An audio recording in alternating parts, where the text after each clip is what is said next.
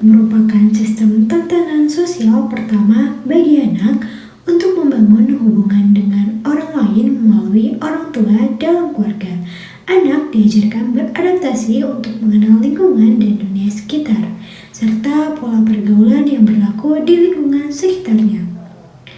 Di Indonesia sendiri mempunyai 1.340 suku bangsa dan tentunya memiliki nilai-nilai budaya yang sangat kaya dan beragam yang dapat mempengaruhi pola pengasuhan yang ditunjukkan oleh orang tua. Berdasarkan hasil penelitian dalam hal pengasuhan anak, budaya merupakan bagian integral karena memiliki nilai-nilai yang digunakan sebagai tolak ukur yang menentukan baik buruk, boleh jangan, iya tidak, atau benar salah dalam ekspresi perilaku anak.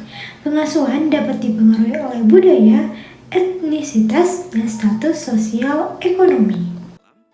Pola asuh yang diterapkan orang tua memiliki pengaruh yang krusial pada hampir keseluruhan aspek perkembangan anak, khususnya dalam aspek kognitif, emosi, dan sosial. 3 di antara suku bangsa yang ada di Indonesia, yaitu masyarakat suku Sunda, suku Jawa, dan suku Madura. Halo, di video ini kami akan menjelaskan tentang keragaman pengasuhan keluarga menurut suku Sunda, Jawa, dan Madura.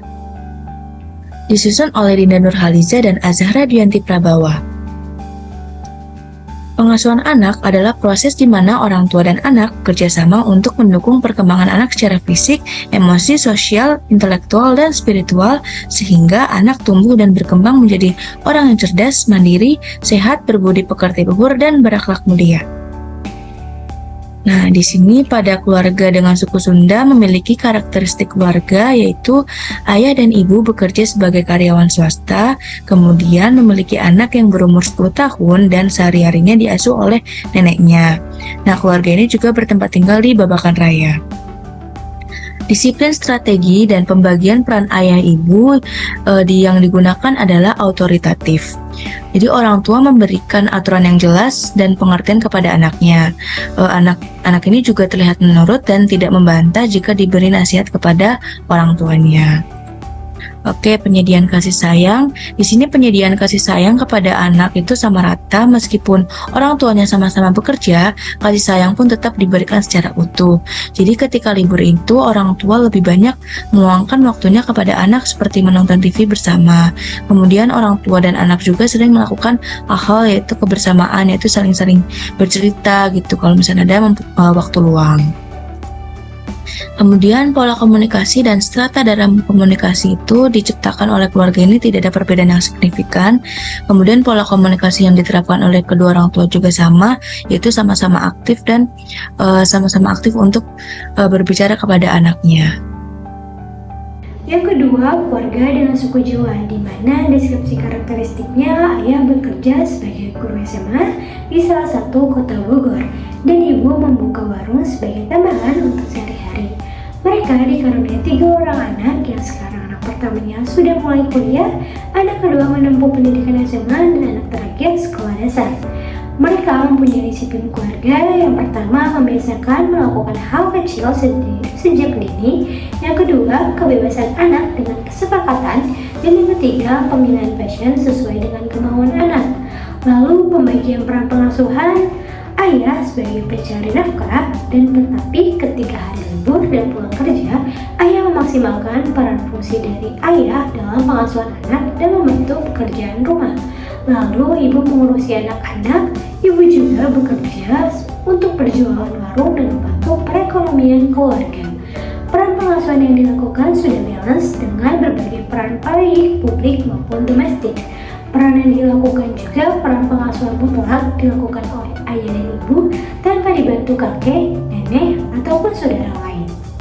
Penyediaan kasih sayang dilakukan dengan terbuka, terang-terangan, serta ekspresif oleh ibu dan ayah. Keluarga menyatakan dukungan kasih sayangnya dalam perhatian, bentuk pemberian antara keseharian, dan juga keduanya bukan tipe orang tua yang gengsi dalam kasih sayang, karena ibu mengungkapkan tujuannya ditakutkan kegagalan komunikasi ketika tidak ekspresif menurut terhadap pemberian kasih sayang. Lalu untuk pola komunikasi keluarga dilakukan secara verbal dan dua arah dengan keterbukaan komunikasi antar anggota keluarga. Komunikasi lancar dan berlangsung secara terus-menerus selama anak tersebut di rumah. Ketika terdapat kegiatan di luar rumah, orang tua pun selalu juga menjaga komunikasi dengan anak-anaknya secara online melalui media komunikasi. Dalam melakukan komunikasi, cenderung memakai bahasa Indonesia, namun masih sering juga menggunakan bahasa Jawa yang sering disebut dengan dermayu.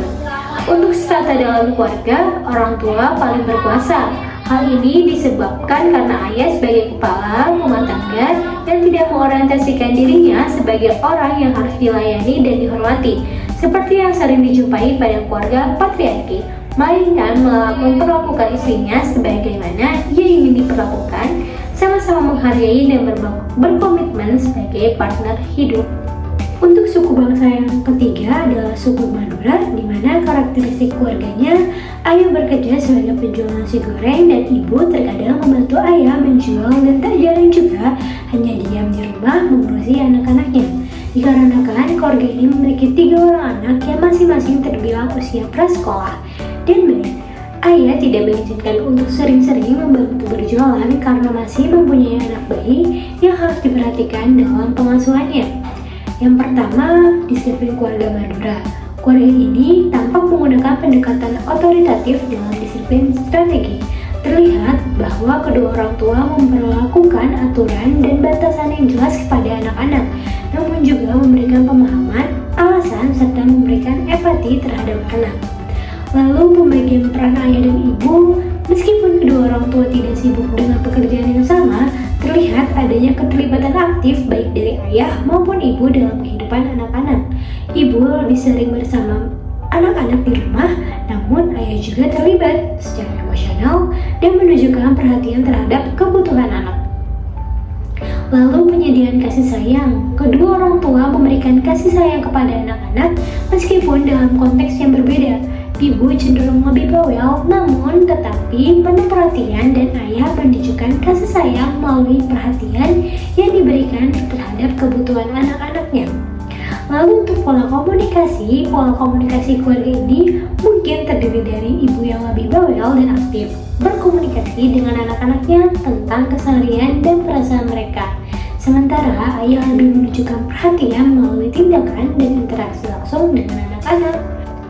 Lalu untuk strata dalam komunikasi Madura, dalam konteks ini tampaknya tidak ada perbedaan hierarki yang kuat dalam keluarga ini.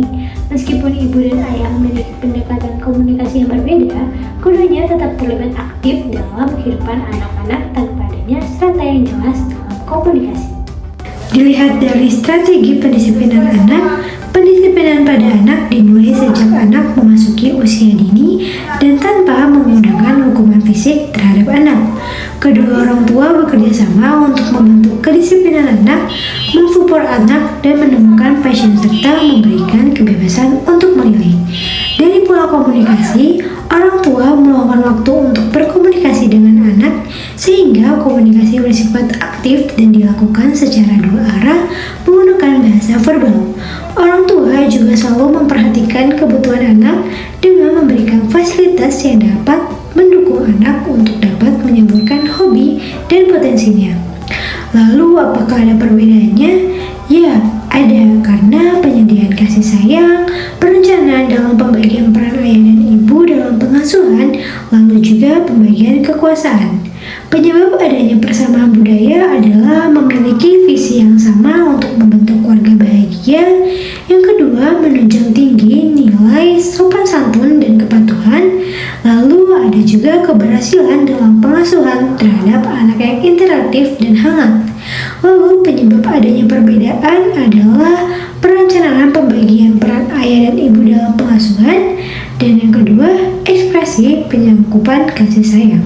Untuk kesimpulannya, ketiga budaya tersebut pada strategi pendisiplinan memiliki persamaan bahwa pendisiplinan anak dilakukan sejak sedini mungkin tanpa hukuman fisik, dan kedua orang tua bekerja sama untuk membentuk kedisiplinan anak, mensupport dalam menemukan passion, serta memberikan kebebasan untuk memilih. Pada pola komunikasi yang dilakukan orang tua bersifat aktif dan dua arah menggunakan bahasa verbal dan pola pengasuhan otoritatif atau demokratis. Selain itu, ketiga budaya tersebut juga memiliki perbedaan. Adapun perbedaan tersebut pada penyediaan kasih sayang, perencanaan dalam pembagian peran ayah dan ibu dalam pengasuhan, serta pembagian kekuasaan dalam keluarga.